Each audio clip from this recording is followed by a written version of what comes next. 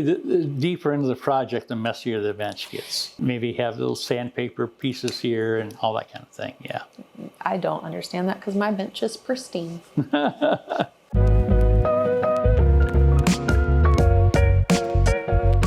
We are here in Emporia, Kansas at the training center, and this is our last instructor interview of the year. We really hope that you guys got a little more insight into the instructors and what classes they're going to teach. With that, go ahead and introduce yourself. I'm Rex Pedersen. I'm teaching the basic gun engraving class this year along with the basic class. The basic gun class is a lot of fun because it's basically, if you've never done any engraving, you can still do this class and come home with a project that's really kind of nice. It's in a cover in action for a Henry rifle, and you can take it home and put it on the gun. And that's for people who know that they want to get into gun engraving. Yes, exactly. It's kind of getting their feet wet. There's some other classes that are available as well, but this one is a good way to start out. And I've had a lot of people start out and keep on going and are in the business. And speak to that, you've been teaching it for a long time. A long time, yes, yes. I was kind of like the beginner gun guy in this whole thing, you know, and it's been going on and on since then, so it's been fun.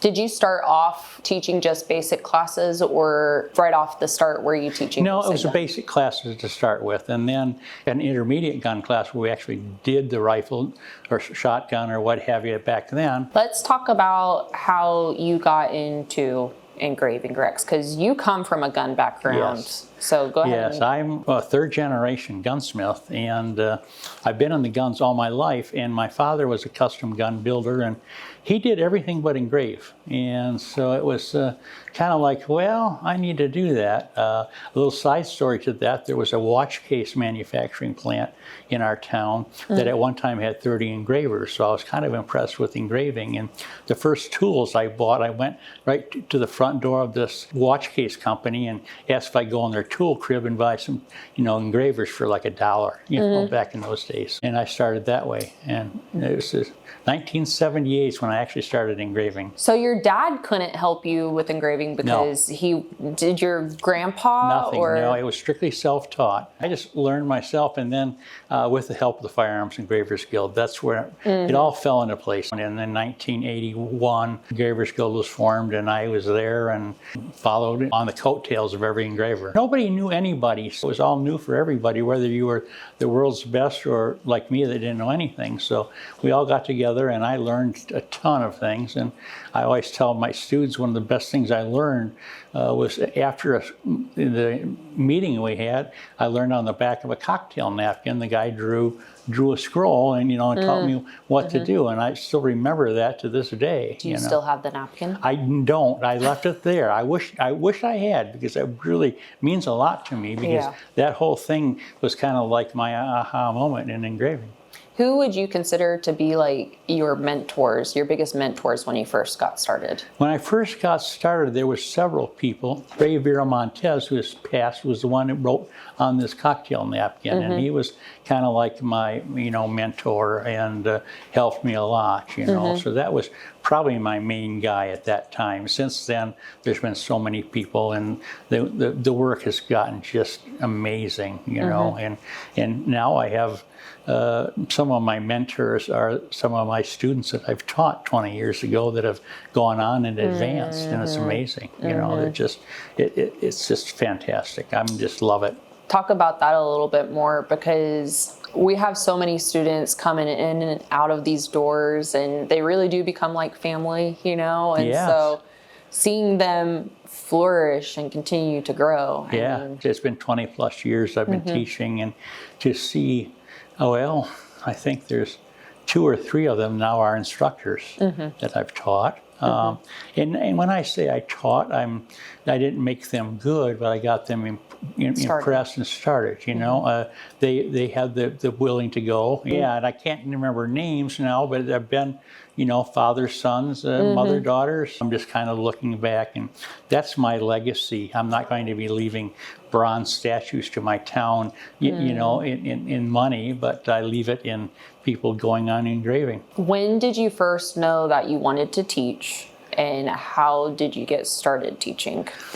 That's funny. The reason I decided I kind of wanted to teach because I had an actual retail store and a gun shop, and I decided that it's too much work to have that and engrave. It was either one or the other. And I was thinking about starting an engraving school, and I had the square footage, and I came here and talked to the people, and they said, well, you need to come here and try it out. And I said, I guess I will. I was a little concerned that that's not what I wanted to do. But as soon as I got here and did the very first class, I said, that's it. I'm not going to have my own school. I can't top this. You just want to teach here. It's the best. I mean, it was just literally the best. And, it's been, that was 20 some years ago, and I haven't turned back. It's just been, it's family. Yeah, people here I love, and the classes are wonderful, and having the students, I never thought I'd want to be a teacher in my life until I started doing this, and it's my favorite thing.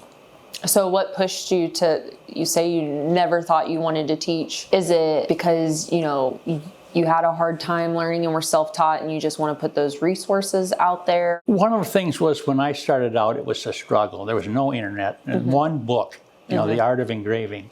And then I got to know these other engravers, and they helped me so much. And they just, shared everything you wanted to know. And I got to be proficient at engraving. And at that point I said, I need to share this and keep perpetuating. And to me, it's like a legacy. And I think engraving is as strong as it's ever been in many, many years because of that. And in the firearms or in the jewelry, both, And so I love it. And just to be able to share that with other people, and it's been so much fun to have people come up and say, I'm so glad you got me into this. I'm not rich, but I feel rich because of that. It just really is, it's a wonderful feeling. What was the thing that you struggled with the most when you were learning? When I was learning, it was the sharpening. Yeah. Back then, you just took a graver, and then it was like some brand, and you had to break it in half, and then you had to use some stones and a grinder and burn it, and then you might get it sharp, and I struggled forever with that. And then there were some other, phony type sharpening fixtures at that time that didn't work so good. Once I got to engraving quite a bit, and what I would call fairly fluent at it, I would come to one of these shows and try the equipment here, and they had more of a standardized sharpening system, and I'd go to engrave with one of their tools, and I'd look like I'd never touched a graver in my life because I had like a high heel and I was making all these messy cuts, Now I've learned how to standardize that, and it's fine. But yeah, everybody was off in their little corner, learning how to sharpen a tool, so it was not very consistent. Now I sharpen 10 gravers in a row, bang, bang, bang, like what I call a NASCAR pit stop, and let's get them done really fast. So it's nice. I can come in here and grab a graver and cut with it, or go home and it's the same thing. How did your first class compare to your classes now? What have you learned along the way?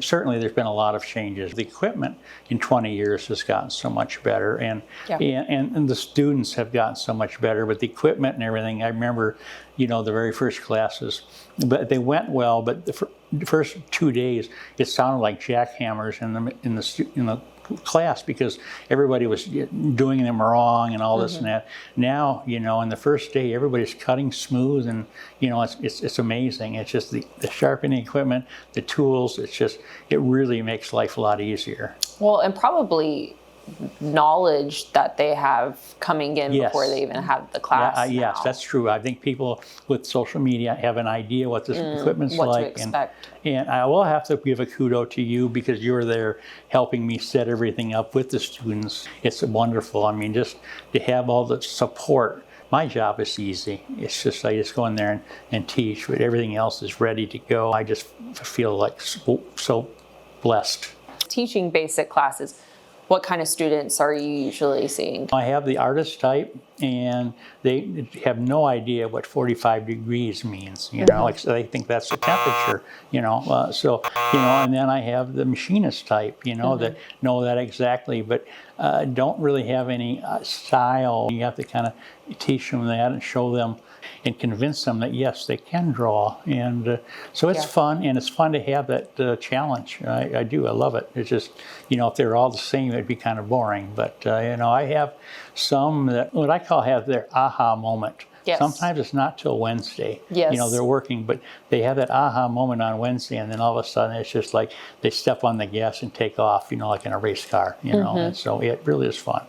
You also handle technical calls for us. Yes. What kind of calls do you get after the fact, after people have left or purchased equipment? What would you say your most common call is? I wear two hats. Now, I do the technical support for the equipment, and then I also do what they call the Ask the Master. Yes. Sometimes they overlap, and that's fine. I love it. But you know, most of the questions about the engraving is maybe what speed I should be running to do heavy cutting, or what type of tool, and what type of heel, and little, you know, fairly simple questions. But it's easier for me to answer them really fast for them to struggle for a day. You know, they can pick up the phone and call me. You know, boom, and I'm there. You know, and then the technical questions go all over the map, but you know, it's just sometimes it's a matter of you know, having a hose a little tighter or something. It's wonderful. I really enjoy the tech support. I'm never going to be retired because I love engraving, and that's my life. I mean, I was fortunate enough to do something that I loved, and so I don't ever want to stop. So I'm still doing that. I don't do it as much at home. I do some selective work, and then I handle the tech calls. Talk about your selective work. What are you working on? I have two customers that I basically work for in gun engraving, and just they send me a gun and say, do so much money worth, and it's carte blanche. So that's nice. My favorite, though, is my NASCAR thing, my NASCAR trophy. It's a Goodyear Gold car. I've been doing that this coming fall, will be my 26th year. Wow. So it's been fun. It's the champion of the NASCAR series, and it's their exact replica of their car. And now I don't build the car. The car is out of copper, but it's exact. And I get the body, and then I have to engrave every decal exactly like it was on the car that they ran in the last race. You do it on site, don't you? Well, now I do it at home. You do it at home now? Yes, I was doing it on site. Yeah, I was like, I thought it was pretty grueling, That was really grueling, yeah. That's where I had backup equipment. I would go into a hotel room with two of those big hotel luggage carts full of equipment, you know. And fortunately with Charlotte, when they saw this stuff, they were getting nervous, and I'd say, well, this is for NASCAR. And when you say that in Charlotte, that's like saying, this is for the king. You know? So it was, it was, okay, no problem. But yeah, it was a little hairy, but now I'm able to do it at home. It's weird, you know. I mean, when the race ends, they go pick up the car because they can't send it to me earlier because it might be a Chevrolet, a Ford, or you know, a Toyota. So they have to wait, and as soon as that happens, they pick it up. A courier picks it up, runs to the Charlotte airport, flies it to me, then drives it to me that night. So do they make all of the models up ahead of time, and then yes, they make 3 models ahead of the time, you know. So it's So and what do they do with the other ones? Well, hopefully they can use them for the next year or something. Because see, I basically have like 80 hours to finish what I have to do. I do some stuff ahead of time, but when the checkered flag drops, I have like 80 hours to finish this job, and that's basically 4 days. I'm doing 20-hour days. But at this point, you've probably kind of got the layout and everything. Oh, I have all the I mean, when I close my eyes, I can literally see the car in my head, you know, because I'm studying the decals. I have to have the exact size, all the layouts. I get all that ahead of time, about a month. You know, and have all this stuff and study it, because there's little idiosyncrasies that sometimes they don't tell me. Like this last year, I had all the decals from the company, you know, the Hendrick Racing, and they sent me all the company decals, but I saw that there's one little round decal on there that was commemorating like a crew member that had passed away that nobody said. And I saw that, and I got, it's an important Monday detail. morning, I got on the phone, I said, I need that decal. I know he's going to like it. And he said, yes, that's the driver's favorite man. He said he would love. And so I got that decal on, and he saw it, and was, you know, amazed, because it was the only time, you know, anybody pay attention like that. So yeah, it's fun. It really is. It's kind of like an adrenaline rush to do that. It's almost like being in the race, because I only have so much time, and it's fun to do. And I'm kind of a car buff anyhow. For years I did, actually Budweiser sponsored a gun, and for Ducks Unlimited, and it was from Michigan. And then I did like 4 other states. They would have a nice gun all engraved, and they would auction that off. So I did a lot of those kind of things. Did you get kind of creative authority over those, or did you have they had guidelines? certain things they needed, have the logo or something. And sometimes they included like a national duck stamp artwork on one side, and then the Anheuser-Busch logo on the other, or something like that. So, but the rest of it was my creative style, and so it was fun. Then I did a lot of other, I was involved with custom gun making. So they built custom rifles. Mostly my thing was custom rifles and custom shotguns, and it was probably 20 years ago now. I did a certain double barrel shotgun that's like on my page in the Firearms Engravers Guild, and that was bringing in about 70% of my work. It was a Fox double barrel, and so it was just I ended up working on those. Would you say that was your favorite piece that you ever engraved? Or it was. It was. It's just, there was something about that piece. I mean, there's been other pieces I've done that have been wonderful too, but that one just was kind of my favorite. What was your favorite thing to engrave originally? Like, where were you drawing influence from? What did you enjoy? I was American Scrolls when I started out doing, and that was just like everything, and it was kind of that Nimsky style, and it just I was an old gunsmith in gun traders, so it was the antique Winchesters had that style, so it appealed to me. And that was about all I was doing. And that time I was doing more of the old Western type 6-shooter stuff, so it worked. And then I kind of went into the other stuff, and so the English scroll worked. And then I fought it for years, and I finally figured out it was like the magic theory, but I finally got it. And since then I've just loved the English scroll, and I have fun with it. So it's just most people don't go to work and have fun. I do. Whether it's engraving. I do too. Well, yes, I know you do, and it's wonderful. Whether it's engraving or coming here and teaching, I mean, I love it. And how many people can say that? So. Yeah, that's why we'll come back, huh? Yeah. Let's talk about, how is gun engraving different from regular engraving? I remember some of my students that were like plate engravers looked at that and said, that's a 3-dimensional canvas. And so that was really where it came in, was you had that 3 dimensions, compared to, like maybe just a bracelet or something. It wrapped around its conical, spherical thing. The premier engraving, the best engraving you're going to see, is going to be on a firearm, because that was where it kind of really got going. I mean, the engraving started out in swords and, and what have you, and then it went to guns, and then went to other things. So the premier engraving has always been on a firearm.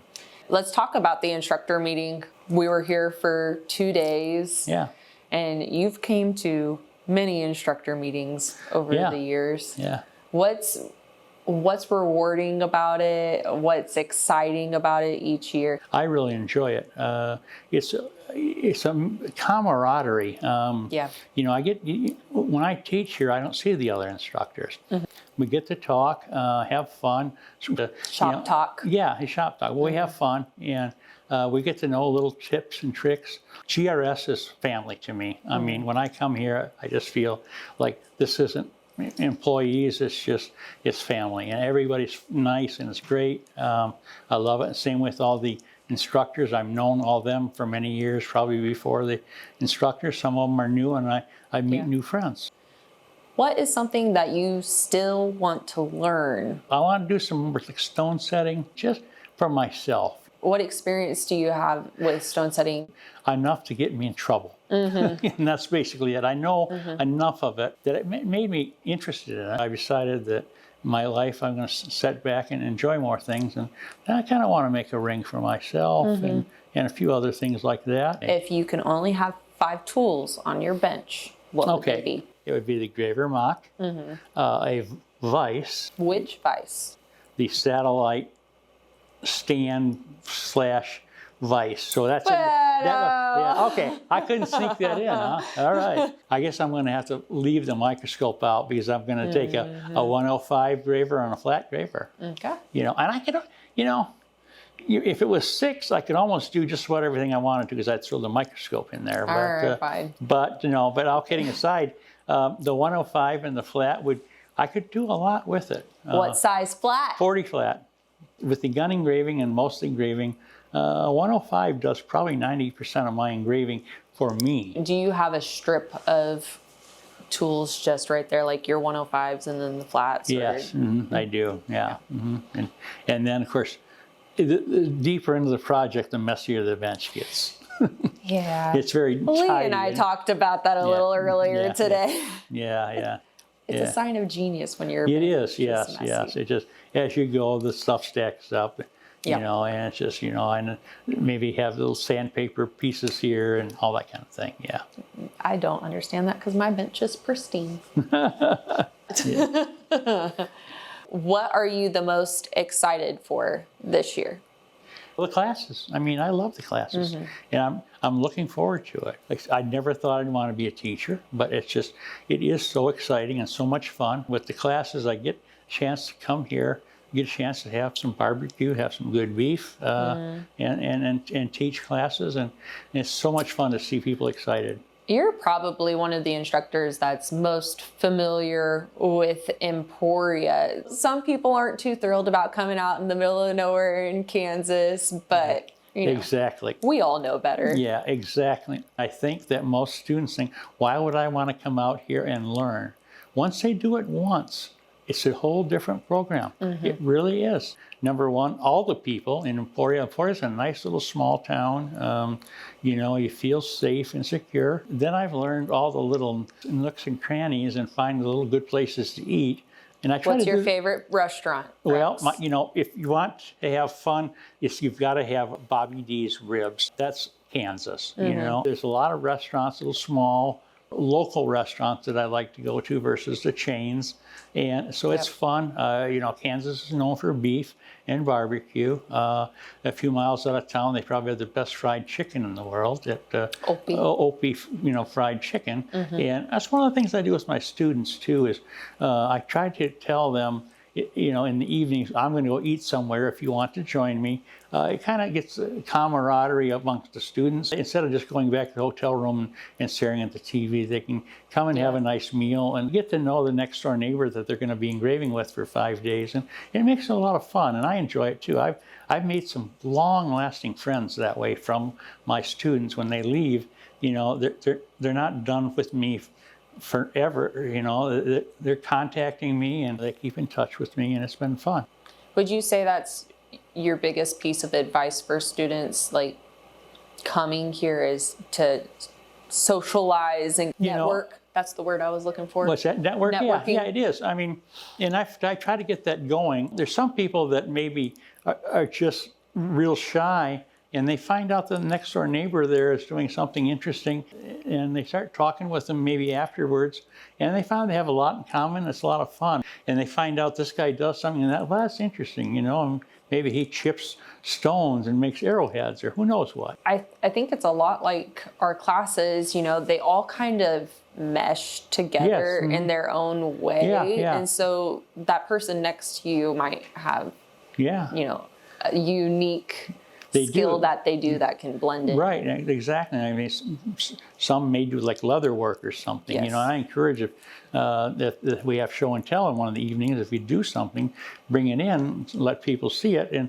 it's, you know, it's interesting to see what people do. You know, and so. What's the most unique background that you've had come through? I had like a high court judge from Alabama. You know, and you know, next creative outlet, and then next to him was a tattoo artist from Los Angeles. At the end of the class, this Alabama high court judge, he comes up to me and says, you know, he says, that there fella from California, he says, he's kind of different, but you know what? I like him. It wasn't marked up, was it? Yes, it was. Yes. Yes, it was. Yeah. We should have known. Yeah. And this, we love Mark. Oh, I know. I mean, I love Mark too. He turned out to be an excellent engraver and a wonderful guy. You know, it was fun. But it was like two polar opposites, like this surfer dude and then this, you know, Alabama high court judge, you know, and it was like, you know, but they got along fine. And it was just because their bond was engraving, you know. The magic of GRS. Yes, it was. It is. It is the magic of GRS. And I truly believe that. Because I mean, and just everybody gets along. It's just, it's just, you know, it's just been a fun time. I can't have more fun than this teaching. Yeah. It's become my life. It really has. Yeah. Thank you for watching. That was the last of our interviews for this season. Our classes are rolling hot. We hope that you enjoyed catching up with the instructors and getting to know them a little bit better. And we hope to see you in a class soon. Bye.